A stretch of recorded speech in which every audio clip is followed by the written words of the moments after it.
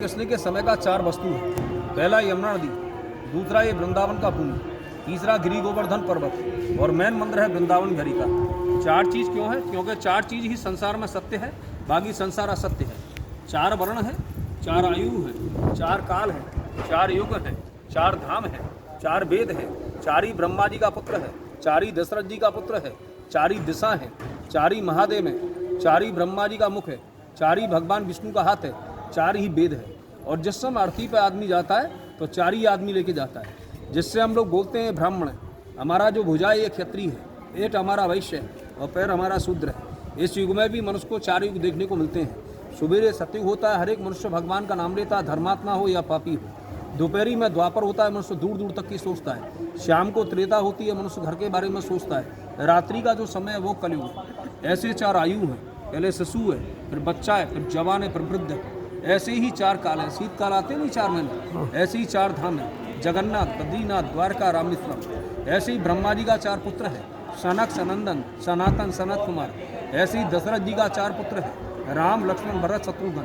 ऐसे ही हमारा 4 दिशा है, पूरब, पश्चिम, उत्तर, दक्षिण। ऐसे ही हमारा 4 महादेव है, वृंदावन में गोपेश्वर महादेव, मथुरा में भूतेश्वर महादेव, गोवर्धन में चकलेश्वर महादेव, रामबन में कामेश्वर महादेव। ऐसे ही भगवान ब्रह्मा का 4 मुख है, ऐसे ही भगवान विष्णु का 4 हाथ है, ऐसे ही 4 वेद है। कृष्णा जन्मा है, राधा जन्मा है, गोपी अजन्मा है, वृंदावन अजन्मा है। वृंदावन द्वापर में भी था, त्रेता में भी था, सतयुग में भी था, कलयुग में भी है। कृष्ण का कभी जन्म नहीं होता है, राम का कभी जन्म नहीं होता, सीता का कभी जन्म नहीं होता है, राधा का कभी जन्म नहीं होता है, ऐसे वृंदावन का भी कभी जन्म नहीं होता है। वृंदा नाम किस चीज़ का है? वृंदा नाम तुलसी का है। 56 प्रकार का व्यंजन बनाइए, भगवान का भोग लगाइए। भगवान भोग नहीं लगाएंगे जब तक उसमें तुलसी नहीं डालेंगे। जब तक अगर तुलसी भी डाल देंगे तो उसको खाएंगे नहीं, आपके भाव को देखेंगे। क्योंकि भगवान मात्र अहंकार को खाता है, भावना का भूखा है। अगर भगवान खाने लग गया तो इंसान भगवान का भोग नहीं लगाएगा।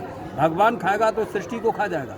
भगवान बोला है कि भाव का भूखा हूँ मैं, और भाव ही सार है, और भाव से मुझको भजे तो भव से बेड़ा पार है। और भाव जिस मनुष्य नहीं, मुझको उसकी परवाह नहीं, और भाव वाले व्यक्ति का जिंदगी भर मुझ पर भार है। तो बोलते हैं घड़ी घड़ी घटत जात, छीजत जात छिन छिन। ये माटी को जो ढेल है, बीजत ही गल जाएगा। जो समय निकल जाएगा लौट के नहीं आएगा। कोई भी आप लोग पदार्थ खाते हैं, आकृति दूसरा होता है, निकलता है तो आकृति दूसरा होता है। खाया पिया अंग लगे, लिया दिया संग चले। जो आपके माता पिता ने किया आप भोग रहे हैं, और आप जो करेंगे आने वाला आपका पीढ़ी भोगेगा। मैन मंदिर में भोग क्यों लगाते हैं? भोग लगाने से मन में आनंद होता है, भोग लगाने से उन्नति होता है, भोग लगाने से रोग नष्ट होता है। क्योंकि मानव जीवन में भोग लगाया जाता है। पशु का जीवन मिलता तो भोग नहीं लगा सकते थे, पक्षी का जीवन मिलता तो भोग नहीं लगा सकते थे। पशु का जीवन मिलता खाते हुए, उगते हुए, भोग करते हुए मर जाते।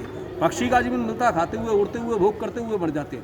मानव जीवन में मान सम्मान है, मानव जीवन में चेतना है, मानव जीवन में सुनाव समझा जाता है। प्रेम से बोलो गोविंद गोपाल की जय। जय। जैसा भाव और गोपी जैसा भाव लेके दर्शन करेंगे, अत्यंत आनंद आएगा। मैं और मेरे में रहेंगे, अहंकार में आप घूम के चले जाएंगे। और घूमता है पशु, आप पशु नहीं है, पक्षी नहीं, जो घुमाया जाएगा दर्शन और मात्र इस भूमि के बारे में जानकारी। क्योंकि आप लोग यहाँ पैसे की ताकत से नहीं आए हैं, गोविंद जब बुलाए हैं जब आप लोग आए हैं। प्रेम से बोलिए गोविंद गोपाल की जय, वृंदावन धाम की जय। राधे राधे, राधे राधे, राधे राधे।